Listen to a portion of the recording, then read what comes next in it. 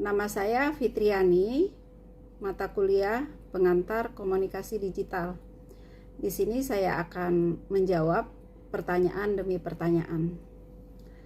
1.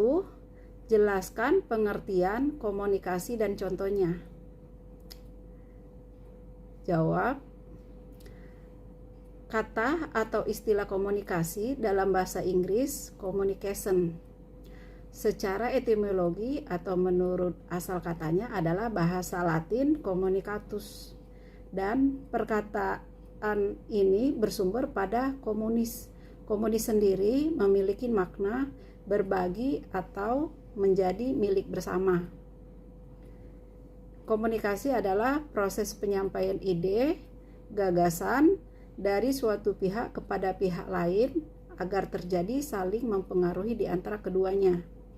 Contoh, mengobrol antar rekan bisnis dan menyampaikan informasi dan lain-lain.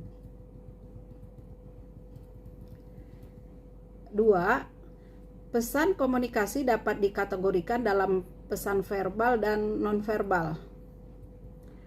A.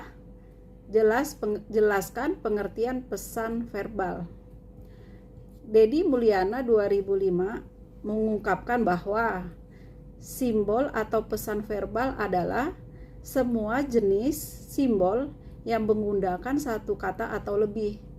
Bahasa dapat juga dianggap sebagai sistem kode verbal. B. Apa fungsi pesan nonverbal dalam komunikasi? 1. Repetisi. Mengulang kembali gagasan yang sudah disajikan secara verbal. 2. Substitusi, menggantikan lambang-lambang verbal. Kontradiksi, menolak pesan atau memberi makna yang lain terhadap pesan verbal. 4.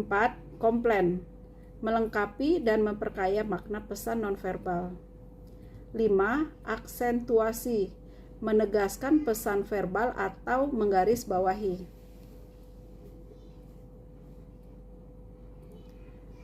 C.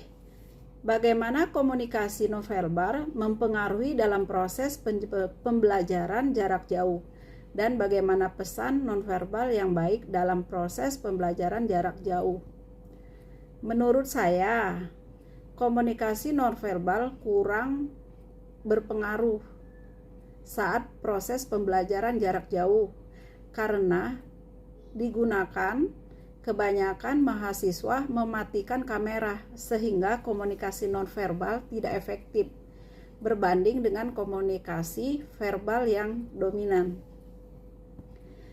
Pesan nonverbal yang baik dalam pembelajaran jarak jauh yaitu aktifnya mahasiswa dan dosen pada suatu forum diskusi.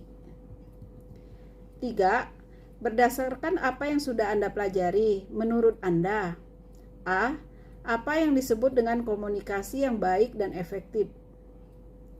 Pertukaran informasi, ide, perasaan yang menghasilkan perubahan sikap sehingga terjadi sebuah hubungan baik antara pemberi pesan komunikator dan penerima pesan komunikan. Pengukuran efektivitas dari suatu proses komunikasi dilihat dari tercapainya tujuan si pengirim. B. Kapan dan mengapa kita memerlukannya? Komunikasi efektif terjadi apabila pesan yang diberitahu komunikator dapat diterima dengan baik atau sama komunikan, sehingga tidak terjadi salah persepsi. Kita memerlukannya untuk mencegah, mengatasi masalah, dan menyampaikan informasi ke orang-orang. C.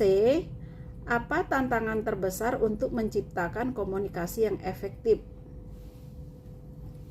Tantangan yang terbesar yaitu perbedaan status sosial antara komunikan dan komunikator.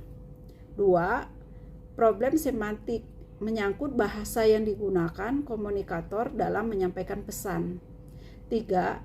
Distorsi persepsi, disebabkan oleh perbedaan cara pandang yang sempit pada diri sendiri dan perbedaan cara berpikir pada orang lain. 4. Perbedaan budaya. Dalam suatu organisasi terdapat beberapa suku, ras, bahasa, serta agama. 5. Gangguan fisik, gangguan lingkungan fisik seperti suara riuh orang-orang, suara petir, hujan, dan lain-lain.